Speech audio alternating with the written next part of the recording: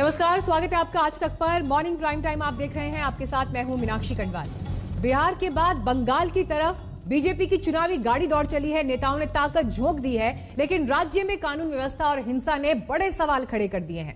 BJP राज्य अध्यक्ष पर हमले से लेकर हमले के बाद राज्यपाल तक को यह कहना पड़ा कि वो चुप नहीं रह सकते, तो वहीं सड़क पर बीजेपी और टीएमसी आमने सामने हैं।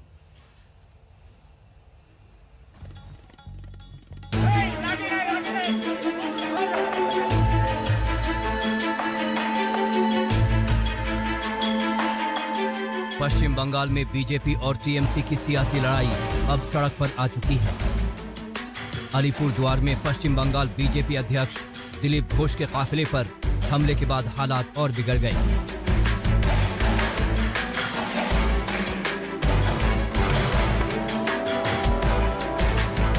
हमले को लेकर बीजेपी के शक के दायरे में टीएमसी के कार्यकर्ता हैं।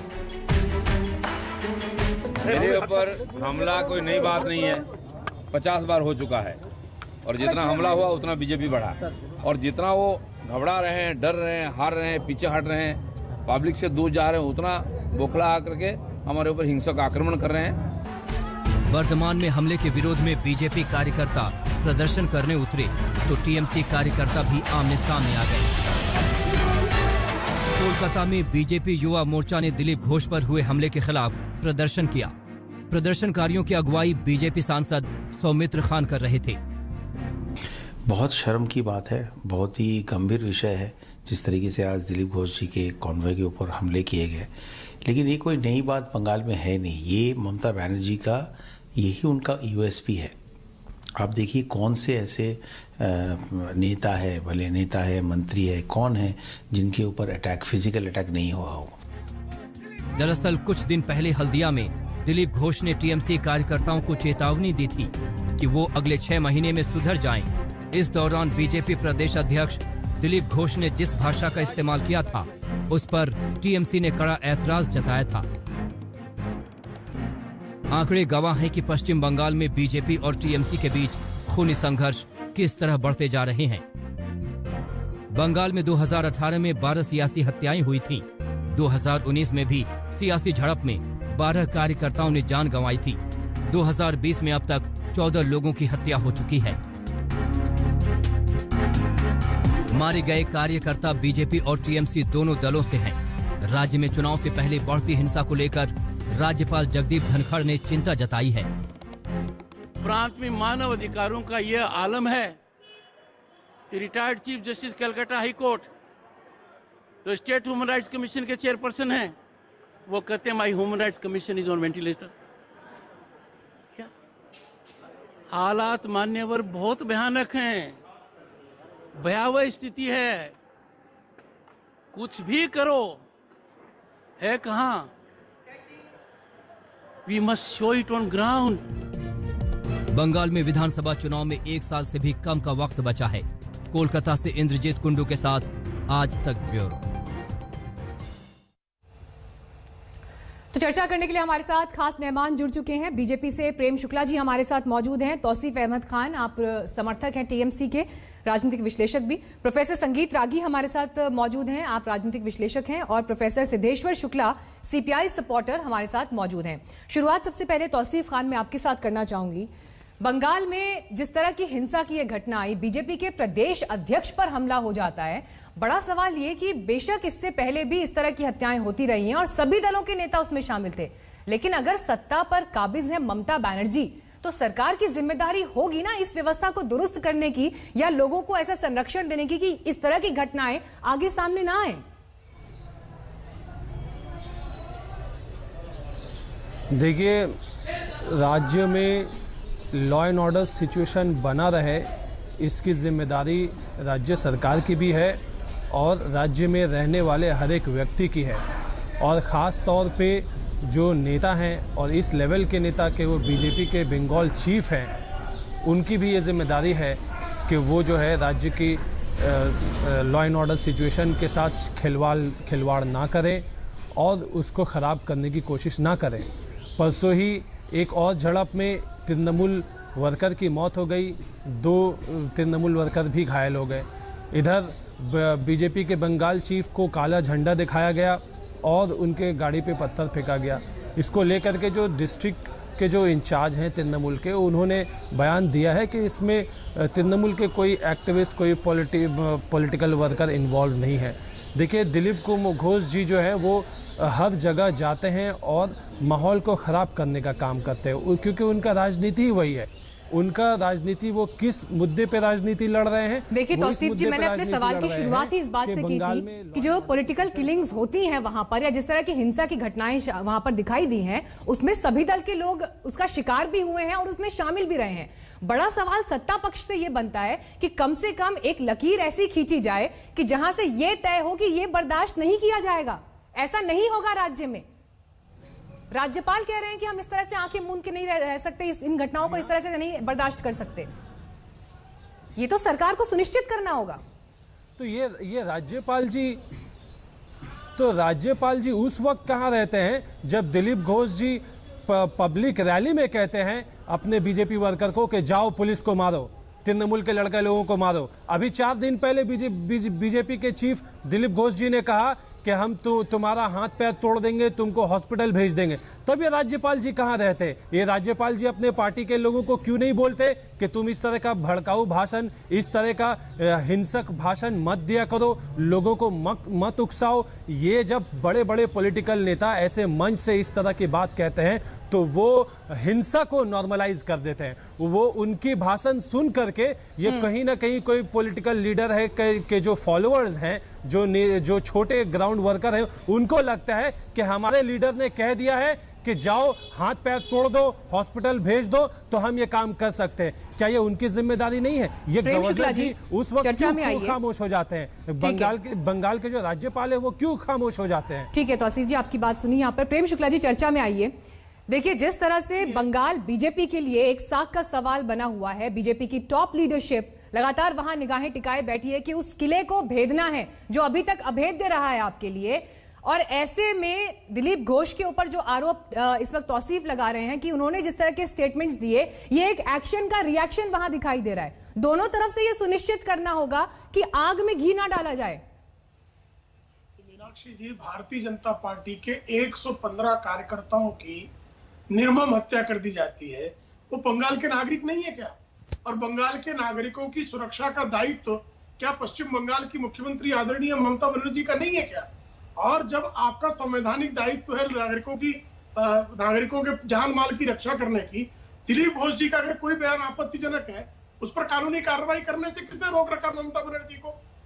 आप अगर एक तरफ से जो है आप हिंसक हत्याएं करेंगे, बर्बर हत्याएं करेंगे, क्रूरतापूर्वक हत्याएं करेंगे, हमारे विधायक की हत्या कर देंगे, हमारे पार्षद की हत्या कर देंगे, हमारे सामान्य कार्यकर्ता की हत्या कर देंगे, कोई प्रत्याशी अगर चुनाव में लड़ रहा होगा उसके परिवार के साथ बलात्कार कर देंगे। उसके बाद उस पर अगर किसी ने वाचिक हिंसा की बात कर दी तो वाचिक हिंसा वाला दोषी है, लेकिन जिसने वास्तविक हिंसा की है, जिसने निर्मम हत्याएं की है, उनको ममता बनर्जी अपराधियों को बचाएंगी। और ये कह रहे हैं अलीपुर द्वार में कि हमारे जिला अध्यक्ष ने कह दिया कि हमारा कोई हाथ नहीं है, तो जिला अध्यक्ष इनका जो है वो पुलिस का जांचकर्ता भी हो गया, वो जज भी हो गया। ये कौन सा लोकतंत्र है? ये किस देश की संवैधानिक व्यवस्था है? इस किस प्रदेश की संवैधानिक व्यवस्था है? ये इसी तरह चलेगा? और इसके बाद जो है उफ भी नहीं की जाए, आप हत्याएं दर हत्याएं करते चले जाएं और आपके विरुद्ध राजनीतिक तौर पर कोई वक्तव्य भी नहीं दिया जाए। इस तरह की तानाशाही चल रही है। हिटलर भी फेल हो गया है। ये हिटलर दीदी है। हिटलर दीदी ने इस तरह से जो है राज चला रखा है। आप अभी जो परसों की घटना बता रहे हैं, परसों की घटना में टीएमसी के कार्यकर्ताओं ने एक दूसरे की हत्या कर दी, क्योंकि नृशंसता उनके मुंह में जो है वो खून लग गया है, वो हत्यारे हो गए। आपके कार्यकर्ताओं को बर्बर हत्यारे और नृशंसता पर आमादा होने का आपने अवसर क्यों दिया? ठीक है तौसीफ जी, इस पे जवाब देंगे। अपराध किसका है? ठीक है तौसीफ जी, इस पे जवाब देंगे, लेकिन सिद्धेश्वर शुक्ला जी, बड़ा सवाल ये, चुनाव तो अगले साल हैं और एक जो मुख्य लड़ाई इस वक्त राजनीतिक तौर पर दिखाई दे रही है बीजेपी और टीएमसी के बीच बंगाल में, और चुनावी हिंसा का जो वहां पर इतिहास रहा है, कहां पर जाकर ये बलि रुकेंगी? चुनाव तो अगले साल है, लेकिन उससे पहले जिस तरह की यहां पर जमीन तैयार हो रही है, ये बहुत आदर्श स्थिति तो दिखाई नहीं देती है। देखिए, एक एकेडमिशियन के नाते मैं बिहार और बंगाल के चुनावों को और उसकी परिस्थितियों को फॉलो करता रहा हूं, और दिल्ली विश्वविद्यालय में होने के नाते इन चीज़ों पे हमने विस्तार से कई सारे अध्ययन भी किए हैं। मैं बुनियादी तौर पे सीपीएम का समर्थक हूँ। चीज़ों को स्पष्ट करने के लिए बोल दूं कि वहाँ पर जिस तरह का पॉलिटिक्स और काउंटर पॉलिटिक्स इस्टेब्लिश किया जा रहा है, वो किसी न किसी रूप में बंगाल में हिंसा को ही प्रोत्साहित करेगा। जिस तरह के बयानात राजनीतिक नेताओं के द्वारा वहां पे दिए जा रहे हैं, वो अपने आप में इस तरह की परिस्थिति पैदा कर रहा है जिससे बंगाल के अंदर हिंसा का माहौल पैदा हो। दरअसल ये सिर्फ राजनीतिक हिंसा ही नहीं है, बल्कि बंगाल के अंदर नीचे गांवों में जिस तरह की इकोनॉमिक डिस्पैरिटी है, जिस तरह की असमानता है, जिस तरह का भेदभाव है, वो तमाम चीजें इस तरह की हिंसा के लिए जिम्मेवार भी हैं। मुझे लगता है कि बंगाल के अंदर एक बेहतर विकल्प जो डेमोक्रेटिक हो, जो आर्थिक सवालों पे, बंगाल के मुद्दों पे जो संघर्ष करने की ताकत और क्षमता रखता हो, उस तरह के लोगों को एक बेहतर और डिसेंट पॉलिटिक्स को वहां एस्टैब्लिश करने की जरूरत है। और उसके बगैर बंगाल में हिंसा को रोक पाना बहुत ही कठिन होगा। आप पिछले एक साल के बीजेपी के नेताओं के भाषण सुन लीजिए या तृणमूल कांग्रेस के नेताओं के भाषण सुन लीजिए, आप उसकी पॉलिटिकल कंटेंट उसके अंदर कुछ नहीं है, कोई मुद्दा नहीं है, कोई जेन्युइन सवाल नहीं है, कोई कंसर्न नहीं है, सिर्फ एक दूसरे को मारो काटो की राजनीति वहां पे स्थापित करने की कोशिश हो रही है। ठीक है, और देखिए जब आप ये बात कर रहे हैं शुक्ला जी, उसी वक्त हम यहाँ पर वो मुद्दे भी दिखा रहे हैं जो बंगाल चुनाव के मद्देनजर बहुत अहम साबित होने वाले हैं। लेकिन संगीत रागी जी, जिस बात का जिक्र यहाँ पर शुक्ला साहब ने किया कि जो जेन्युइन मुद्दे हैं उनकी कमी दिखाई देती है सतह पर, लेकिन ऐसी बयानबाजियों की वजह से वहां पर हिंसा की घटनाएं चरम पर पहुंच रही है। इसी साल 13 लोगों की मौत हुई है हिंसा में, जिसमें सभी दल के लोग शामिल हैं। क्यों हो रही है ये हिंसाएं? राजनीतिक संरक्षण इसके लिए कितना जिम्मेदार है? देखिए, राजनीतिक हिंसा, देखिए दो पॉलिटिकल पार्टियों के बीच में झगड़े तो हर राज्यों में होते रहे हैं, लेकिन राजनीतिक हिंसा, राजनीतिक तौर पे अपने दूसरे प्रतिद्वंदी को दुश्मन मानना और उसका कत्लेआम करना, ये भारतीय वामपंथ नहीं, पूरे वामपंथ आंदोलन के चरित्र का हिस्सा रहा है। ये चाइना के अंदर भी था, ये लाखों लोगों को चाइना के अंदर कत्लेआम कर दिया गया कल्चरल रेवोल्यूशन के तरह। स्टालिन के जमाने में अपने लोगों को मारा जाता था। आप देखेंगे कि केरला की संस्कृति में जहां जहां वामपंथ है, जहां जहां वामपंथ का गढ़ रहा है, वहां पर इस प्रकार की हत्याएं, उनकी नृशंस हत्याएं।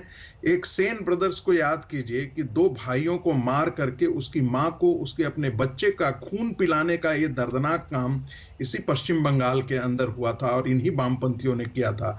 और तब वो देखिए वहां पश्चिम बंगाल की राजनीति में असमानता, आर्थिक असमानता के प्रश्न को 37 साल तो पश्चिम बंगाल में वामपंथ की सरकार रही थी। अभी तो जिन लोगों की मौत हुई है उसमें तो सभी दलों के नेता सभी दलों के कार्यकर्ता दिखाई दे रहे हैं ना। जो मैंने 13 का आंकड़ा बताया, उसमें सभी दलों के लोग शामिल हैं। और जहां तक बात आ रही है संरक्षण की, वो हर तरफ दिखाई देता है। और यही जो स्थिति है, इसीलिए कहा जा रहा है कि आदर्श स्थिति नहीं है। कम से कम बंगाल के लिए, बंगालियों के लिए इसे बिल्कुल बेहतर नहीं कहा जा सकता, और इसके लिए जिम्मेदारी तय होनी जरूरी है। यहीं से इस बातचीत को आगे बढ़ाएंगे। छोटे से ब्रेक के लिए मुझे रुकना पड़ रहा है, फौरन लौट रहे हैं, देखते रहिए आज तक। बंगाल की धरती सियासी हिंसा में बहे खून से लाल हो रही है। साल 2020 की अगर स्पेसिफिकली बात करें तो अब तक दर्जनों राजनीतिक झड़प हो चुकी हैं और 13 से ज्यादा पार्टी कार्यकर्ताओं की हत्या हो चुकी है। हालांकि मरने वालों में सभी दल के कार्यकर्ता हैं, लेकिन अधिकतर तादाद बीजेपी और टीएमसी से जुड़े हुए लोगों की है। चुनाव अगले साल, लेकिन उससे पहले जो ये स्थिति बनती जा रही है, ये बंगाल के लिए एक बेहद मुश्किल भरा वक्त आदर्श स्थिति से बिल्कुल नहीं कहा जा सकता। और इसीलिए इस मामले पर तमाम राजनीतिक दलों के साथ हम कर रहे हैं खास चर्चा। एक ब्रेक के बाद फौरन लौट रहे हैं और उसके बाद इस चर्चा को आगे बढ़ाएंगे। ममता बनर्जी के लिए उनके मंत्री भी परेशानी खड़ी कर रहे हैं। दिलीप घोष के हाथ पैर तोड़ देने जैसे बयान पर टीएमसी के नेता नाराज हैं। देखिए नए पुराने बयान जिससे बंगाल में सियासी शोर है। এখন আমরা খুন খারাপিতাকে পার করে দিয়েছি, কিন্তু ওখানে একটা বম বন্দুকের আওয়াজ নেই, লাঠি চলে নেই, ইট চলে নেই। এই হচ্ছে বিজেপির রাজত্ব। জঙ্গল রাজ থেকে আজকে গণতন্ত্রের রাজত্ব এনেছি আমরা। পশ্চিমবঙ্গের রাজত্ব প্রতিষ্ঠা করতে যাইছি, তাই লড়াই করছি। তাই আমি আপনাদের কাছে ঘোষণা করছি, আগামী বিধানসভা ভোট দিদির পুলিশ দিয়ে হবে না, দাদার পুলিশ দিয়ে হবে। দিদির যে ভাইরা উৎপাত করেন, এখনো অভ্যাস ঠিক করেননি, মারপিট করছেন, তাদের বলে দিচ্ছি 6 মাসে সুধরে যান, নালে হয় হাত পা ভাঙবে, পাঁজর ভাঙবে, মাথা ফাটবে, হসপিটাল হয়ে বাড়ি যেতে হবে, বাড়াবাড়ি করলে সোজা শ্মশানে যেতাম। পাগল লোক ছাগল লোক কখন কি বলে জানে না, ভাষা জ্ঞান ঠিক না করলে এই অবস্থাই হবে। সবসময় মানুষকে আজে বাজে ভাষা বললে মানুষ মেনে নেবে? মানুষ মেনে নেবে না। কে রয়েছে না রয়েছে পরে হবে, ও ভাষা জ্ঞানকে ঠিক করুক। তাহলে মানুষেও যেমন গাড়ি ভাঙচুর করছে, দুদিন পর ছাগলে করবে, কুকুরে করবে, বিড়ালে করবে, সবাই করবে। तो बीजेपी बंगाल में अपने विजय रथ का सियासी परचम लहराना चाहती है, लेकिन दूसरी तरफ मौजूद है ममता बनर्जी और जिस तरह की सियासी टक्कर बंगाल की जमीन में इस वक्त दिखाई देती है, परिस्थितियां विकट हैं। प्रेम शुक्ला जी, बिहार में जीत दर्ज की एनडीए ने, लेकिन जितने करीबी अंतर से ये जीत दर्ज हुई, तेजस्वी यादव ने पसीने छुड़ा दिए थे, इस बात से इनकार नहीं किया जा सकता। और ऐसे में बंगाल में तो आपके विरोध में विपक्ष की सबसे मजबूत कहा जाए तो अतिशयोक्ति नहीं होगी, जुझारू नेता हैं। क्या इतना आसान होगा ममता बनर्जी का घर ढहाना? देखिए, बिहार में 15 वर्षों की एंटी इनकम्बेंसी के बाद भी जिस तरह प्रधानमंत्री जी की लोकप्रियता के कारण बिहार में चौथी बार एनडीए की सरकार बन रही है, वैसे में बंगाल में तो एंटी इनकम्बेंसी जबरदस्त जो है वो ममता बनर्जी के खिलाफ है, जनाक्रोश उनके खिलाफ है। जिस तरह से भ्रष्टाचार व्याप्त है वहां, अम्फन जैसे तूफान में भी जिस तरह से भ्रष्टाचार किया गया, सरकारी स्कीम्स में भी जिस तरह से लूट मचाई गई है, जिस तरह से टीएमसी के कार्यकर्ताओं ने जो है हिंसक और बर्बर गतिविधियां की हैं, ऐसे में वहां पर आप देखिए लोकसभा में जिस तरह से भारतीय जनता पार्टी का प्रदर्शन रहा, 41% मत क्या संकेत दे रहे हैं। और आदरणीय प्रधानमंत्री जी की जो योजनाएं हैं, जिस तरह से बंगाल के गरीबों तक नहीं पहुंच रही हैं, जिस तरह बंगाल की 32 ऐसी योजनाएं हैं जो बंगाल के गरीबों के लिए है, लेकिन ममता बनर्जी उन गरीबों को उन योजनाओं से वंचित कर रही हैं। ऐसे में वहां का जो वंचित वर्ग है वो सिंचित होने के लिए, वहां का जो पीड़ित वर्ग है वो पीड़ा मुक्त होने के लिए, वहां जो हिंसा का शिकार वर्ग है वो हिंसा से मुक्ति पाने के लिए भारतीय जनता पार्टी को निश्चित तौर पर बंगाल में सत्ता की चाबी सौंपेगा, ताकि बंगाल में जो अभी आपके सिद्धेश्वर शुक्ला जी ने कहा वहां आर्थिक वैषम्य है, वहां के आर्थिक वैषम्य को दूर करने के लिए, वहां के सामाजिक संतरास को दूर करने के लिए, वहां की हिंसक गतिविधियों को खत्म करने के लिए, बंगाल को विकास के महामार्ग पर ले जाने के लिए स्वाभाविक तौर पर एकमेव विकल्प भारतीय जनता पार्टी है। चलिए, प्रेम शुक्ला जी कह रहे हैं कि एकमात्र विकल्प अब बंगाल में बीजेपी है, लेकिन तौसीफ जी देखिए, बड़ी बात यहां से एक नैरेटिव सेट करने में बीजेपी कामयाब हुई है, इस बात से इनकार नहीं किया जा सकता। 18 सीटें जीती हैं लोकसभा चुनाव में, और वोट प्रतिशत के लिहाज से भी कहें तो ये बीजेपी की तो बल्ले बल्ले है। लेकिन ममता बनर्जी जो एंटी इनकम्बेंसी का सामना कर रही हैं, मुस्लिम तुष्टीकरण का जो आरोप उनके ऊपर लगातार लगता रहा है, जमीन पर ये फैक्टर्स कितना काम करेंगे, ये ममता बनर्जी के लिए चुनौती है। देखिए, नैरेटिव सेट करने में सक्षम रहे हैं, ये बात तो सही है। खुद गृह मंत्री ने बोला है कि उनकी ट्रोल आर्मी इतनी बड़ी है कि वो हर बात को, हर खबर को, चाहे वो सच हो या झूठ, उसको वायरल कर सकते हैं। और क्यों ना कर सके, आज भारत में सबसे रईस पार्टी है BJP. Association for democratic reforms के तहत पिछले 2 साल में बीजेपी को 915 करोड़ रुपए का डोनेशन मिला है, जो कि 94%, 94% पॉलिटिकल डोनेशन जो दिए जाते हैं सारे पार्टी में, उनका 94% पॉलिटिकल डोनेशन दिया गया है बीजेपी को। तो ये तो अपना प्रोपेगेंडा सेट कर देते हैं, अपना नैरेटिव सेट कर देते हैं। देखिए, ये कहते हैं कि इन्हें वोट प्रतिशत बढ़ा है। हाँ, आपका वोट प्रतिशत बीजेपी का बढ़ा है 2019 में, लेकिन ये जन आक्रोश तृणमूल के खिलाफ या एंटी इनकम्बेंसी कैसे है? क्योंकि तृणमूल का भी तो वोट शेयर बढ़ा, 40% से उठ करके लगभग 44% आ गया 2019 की इलेक्शन में। 3.5% के लगभग वोट शेयर बढ़ा है तृणमूल का। सीट भले ही घटे, सीट घटने का ये कारण हो गया, बीजेपी को 18 सीट मिलने का कारण ये हो गया कि सीपीएम का जो वोट था वो बीजेपी को पड़ गया, कांग्रेस का जो वोट था वो बीजेपी को पड़ गया। तो वो उन लोगों को जो सीट जीतना चाहिए था वो सीट बीजेपी जीत गई। लेकिन इसका ये तो मतलब नहीं कि तृणमूल में कहीं पे कमी रह गई। तृणमूल का तो 3 जिले तो बंगाल में ऐसे हैं जहां मुस्लिम आबादी 50% है, ठीक है। सवाल यहां से ये, जब ओवैसी ये कह रहे हैं कि वो भी अब बंगाल में उतरने वाले हैं, बिहार में उन्होंने क्या कहा ये तो आप आंकड़े देख रहे हैं, 5 सीटें जीती हैं सीमांचल में। अब अगर ओवैसी उतर रहे हैं मैदान में तो नुकसान किसका होगा? सीधे सीधे ममता बनर्जी के वोट बैंक का होगा। इस चुनौती को परख रहे हैं आप? हाँ, तो जी हाँ, ये चुनौती देख रही है। ये सच्चाई है जो उनको वोट मिल रही है बिहार में। तो अब सवाल ये उठता है कि बीजेपी सिर्फ तृणमूल पे प्रहार करती है, बीजेपी ये एमआईएम पे प्रहार क्यों नहीं करती? दूसरा सवाल ये उठता है कि एमआईएम अगर खुद को सेक्युलर फोर्सेस कहते हैं तो उन्होंने महागठबंधन के साथ में अलायंस क्यों नहीं किया बिहार में? और अगर बंगाल में भी अगर उनको एक सेक्युलर फोर्सेस के साथ खड़ा रहना है तो वो सेक्युलर फोर्सेस के साथ में गठबंधन करें। अगर उनको वोट कटवा पार्टी के इल्जाम से बचना है तो वो ऐसा कुछ करें, क्योंकि जनता, आखिरकार जनता इसका डिसाइड करेगी। जनता में आपने देखा होगा रिएक्शन आया है, जो लोग एमआईएम के खिलाफ भी बातें उठी हैं और एमआईएम के सपोर्ट में भी बातें उठी हैं। इस छवि से, इस परसेप्शन से तौसीफ जी कैसे बचेंगे आप कि वही ममता बनर्जी जो सिंगूर, नंदीग्राम जैसे मुद्दों पर इतने जबरदस्त तरीके से हावी थी कि उन्होंने लेफ्ट की सरकार को उखाड़ फेंका, सत्ता में आई, बंगाल में घर घर तक पहुंची, उन्हें गरीबों का मसीहा कहा जाने लगा, मां माटी मानू जैसा नारा उन्होंने कॉइन किया। लेकिन आज देखिए 10 साल बाद तस्वीर क्या है?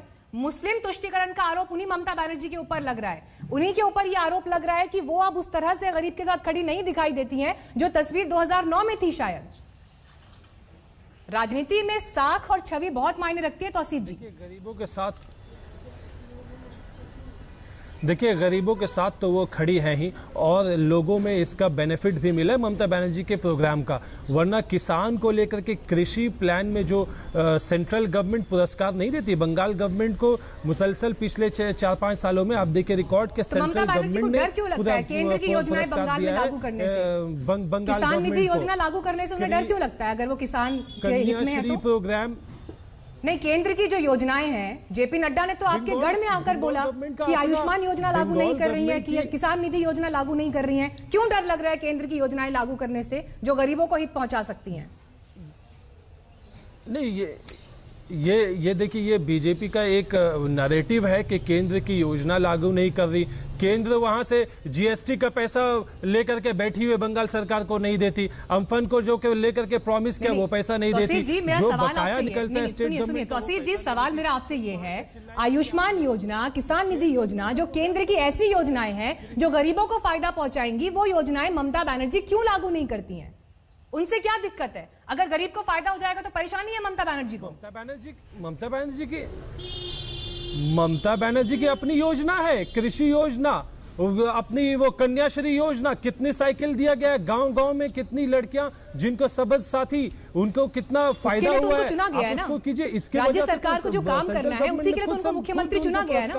नहीं, उसके लिए उनको मुख्यमंत्री चुना गया है, इसीलिए वो सत्ता में है। लेकिन केंद्र के साथ जो एक समन्वय होना चाहिए, केंद्र के साथ जो एक तालमेल होना चाहिए, उसमें क्यों परेशानी होती है ममता बनर्जी को?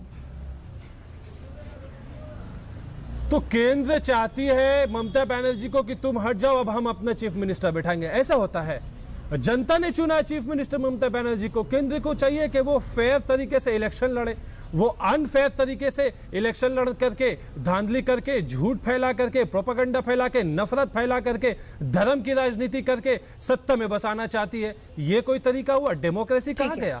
आप फेयर तरीके से, जिस तरीके से पॉलिटिकल संग्राम किया था, पॉलिटिकल मुद्दे पे लड़ाई लीजिए। ममता बनर्जी ने पॉलिटिकल मुद्दे पे, मां माटी मानुष के मुद्दे पे लड़ाई किया था। उनको वोट मिला था मां माटी मानुष पे। पॉलिटिकल संग्राम हुआ था संगूर को लेकर के, वहां पे लोगों को जमीन छीन रही थी वामपंथी की सरकार। वो कानून के गैर कानूनी तरीके से उस पर संग्राम किया। जो बात यहाँ पर कह रहे हैं, ठीक है, आपने अपना पॉइंट रखा तौसीफ जी। संगीत रागी जी, जो बीजेपी बिहार के नतीजों से इस वक्त बेहद उत्साहित दिखाई दे रही है और बंगाल उनकी नजर में अब आगे है, पर सवाल यह कि बंगाल की लड़ाई इतनी आसान नहीं है क्योंकि वहां विपक्ष में ममता बनर्जी जैसा नेता उनके सामने है, जबकि बिहार की लड़ाई को कंपैरेटिवली थोड़ा आसान उस लिहाज से कहा जा सकता है क्योंकि वहां पर बीजेपी डिफेंडिंग चैंपियन थी, सरकार बचानी थी। सवाल यह कि बीजेपी के लिए बंगाल में क्या चुनौतियां हैं, वहां की सियासी जमीन क्या कहती है? देखिए, पहली बात तो मैं ये कह दूं कि ममता बनर्जी यदि सत्ता में हैं तो इस कारण से हैं कि अवैध रूप से बांग्लादेश के नागरिक जो भारत के अंदर आकर के बस गए हैं, ममता बनर्जी की सरकार बांग्लादेशियों के द्वारा बनाई गई सरकार है। पश्चिम बंगाल के जो मूल नागरिक हैं उनके द्वारा बनाई गई ये सरकार नहीं है, ये बांग्लादेशियों के सहारे बनाई गई सरकार है। एक दूसरी बात मैं कहना चाहता हूं कि पश्चिम बंगाल के अंदर जो ये बार बार ये बात कही जाती है कि जो राजनीतिक हिंसा है, राजनीतिक हिंसा सीपीएम के द्वारा शुरू की गई थी। ममता बनर्जी ने उसे आगे बढ़ाया है, उस संस्कृति को आगे इसलिए बढ़ाया है क्योंकि वो गवर्नेंस के बेसिस पर कोई ऐसा मॉडल खड़ा कर दे जिसके आधार पर जनता उनको बार बार चुन करके लाए, ऐसा नहीं है। सीपीएम ने भी ये तो यही किया था। सीपीएम कोई गवर्नेंस के बेसिस पर नहीं 37 साल तक राज किया, उसने डोमिनेंस का सहारा लिया। आपको लोग गांव के गांव लोग वोट करने नहीं जाया करते थे। आपने देखा होगा कि पंचायत के चुनाव में 26,000 लोग जो है वो भाग करके और झारखंड के अंदर आकर के अपनी जान बचाने के लिए भागे। वो चुने हुए प्रतिनिधि जान बचाने के लिए जहां पर भाग खड़े हों। लेकिन इस बार ममता बनर्जी को बहुत बड़ा टक्कर मिलेगा। इसलिए टक्कर मिलेगा, इसके कई कारण हैं। एक तो कि गांव और जो उनका जो कोविड का जो सिनेरियो है, पश्चिम बंगाल के अंदर जो कोविड पर जिन्होंने जिस मिसमैनेजमेंट किया है, वो एक बहुत बड़ा कारण होगा। दूसरा जो बहुत बड़ा कारण होगा, मुर्शिदाबाद, मालदा, दुर्गा पूजा, एक प्रकार से ये एक परसेप्शन चला गया है। ये शहरी वोटों तक पहले था सीमित, जो अब गांव के परिदृश्य में भी लागू हो गया है कि ममता सरकार जो है वो मुसलमानों की सरकार बनकर के रह गई है। मुसलमानों को वजीफा दो, इमामों बड़ी बात है जो संगीत रागी जी यहाँ पर कह रहे हैं, जो ये परसेप्शन बन गया है। राजनीति में परसेप्शन, छवि बहुत मायने रखती है, लेकिन बंगाल का भविष्य क्या होगा ये अगले चुनाव में तय होगा। लेकिन जो सियासी लड़ाई इस वक्त दिखाई दे रही है, बड़ी टक्कर बीजेपी और टीएमसी के बीच में दिखाई दे रही है। इसी के साथ इस चर्चा में इतना ही। आप सभी मेहमानों का हमारे साथ जुड़ने के लिए बहुत बहुत धन्यवाद। वक्त एक ब्रेक का है, खबरें आगे जारी रहेंगी, देखते रहिए आज तक। नमस्कार, मैं हूं अंजना ओम कश्यप। हमें उम्मीद है ये वीडियो आपको पसंद आया होगा। लेटेस्ट खबरों के लिए यूं ही देखते रहिए आज तक, और इस वीडियो के पसंद आने पर लाइक, शेयर एंड सब्सक्राइब करना ना भूलें।